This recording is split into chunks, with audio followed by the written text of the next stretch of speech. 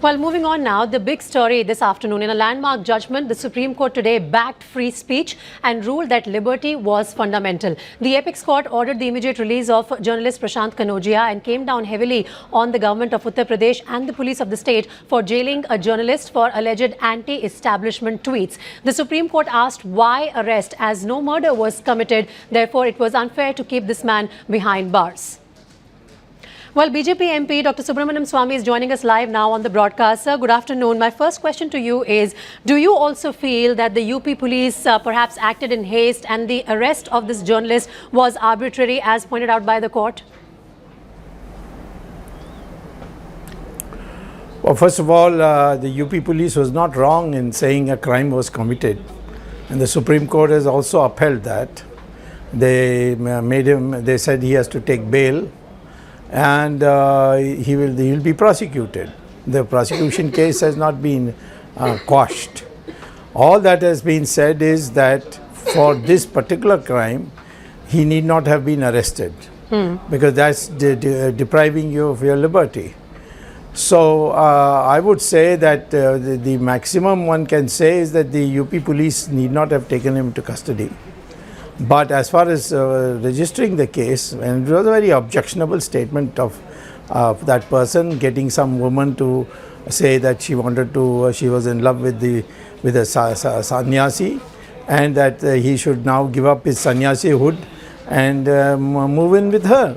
I can't think of anything more objectionable and gross intrusion of privacy. Sir, people were shocked. If you find that allegation and that claim from the woman defamatory in nature, then shouldn't legally first facts should be ascertained from that side instead of taking action against those people who are just sharing this bit of information on social media? No, I'm sorry, that's not the law. If I say something defamatory and you repeat it, that Swami said this, then you're also culpable under the law. And defamation is a criminal law, by the way. Sections 500, 499, 500, etc. They are part of the Indian Penal Code. And repeating or transmitting under the Information Technology Act highly objectionable material is a crime. Dr. So Swamy, you can't say that I have to verify from A or B or C. Yes. Yeah, Dr. Swamy, the matter concerning constitutionality of criminal defamation had come up during a landmark judgment when your case, Dr. Swamy versus Union of India, came up. The Supreme Court had held the provisions as constitutional, but also had said that, there has to be reasonable restrictions. Yes. So where does this reasonable restriction begin and end in a day of social media where everything is forwarded and everything forwarded is not exactly endorsed? Now that the Supreme Court has also held this, that anything you forward or retweet is an endorsement. You please have a look at the latest judgment of the Supreme Court. So in this particular case, the only objection of the Supreme Court was that he shouldn't have been taken into custody, and that too for 12 days. So aside from that, they have not said that there wasn't a prima facie case of crime being committed. And what was said was highly objectionable. Yes. And gross intrusion into the privacy of the Chief Minister. So all that is there. The only mistake that according to the Supreme Court, the police did, and I agree with them on that, you don't take people into jail and custody for expressing an opinion unless you have got court clearance for the same. Dr. Swamy, section 499, 500 of the IPC has been so misused, whether it be in Tamil Nadu, where, in the case of Pondicherry, a businessman Ravi, there was action against him by Mr. P. Chidambaram, and in Karnataka, where, H.D. Kumaraswamy has acted, a meme in West Bengal where Didi has been upset about. Well, the freedom of individual and a section which is from British era to confine journalists and freedom of expression. Isn't it time to have a relook at criminal defamation as such, sir? Listen, you are now taking coal to Newcastle, as they say. I had already filed such a petition. It was heard for days and days. A big fat judgment has been given by Justice Deepak Mishra. Mr. Rahul Gandhi also impleaded in my petition, and some of your journalists also impleaded in my petition. So they all felt that you can have a civil defamation but not a criminal defamation.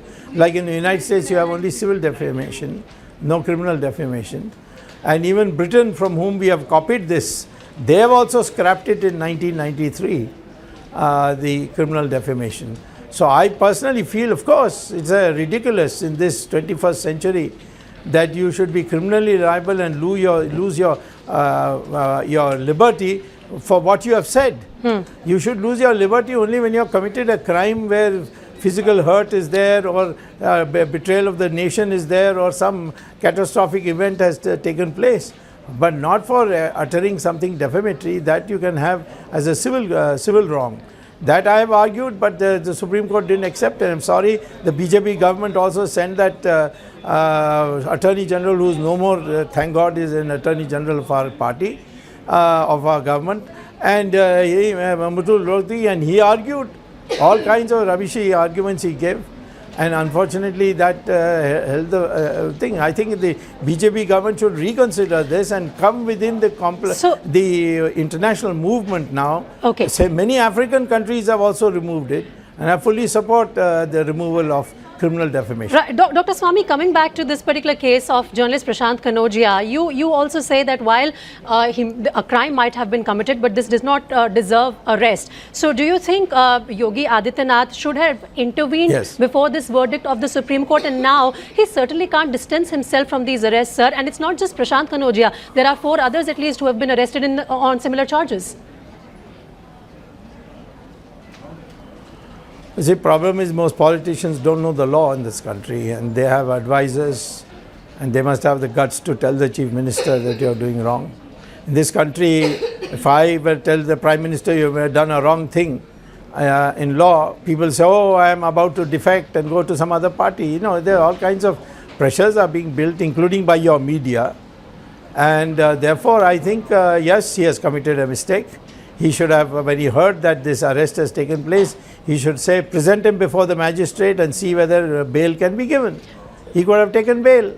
Dr. Swamy, fair as always. But to keep him fair for 12 as always. days, I appreciate that honesty from you, sir. Now, I want to take a final question from you. Do you feel that, not knowing law actually is not an excuse? You've said that pretty much.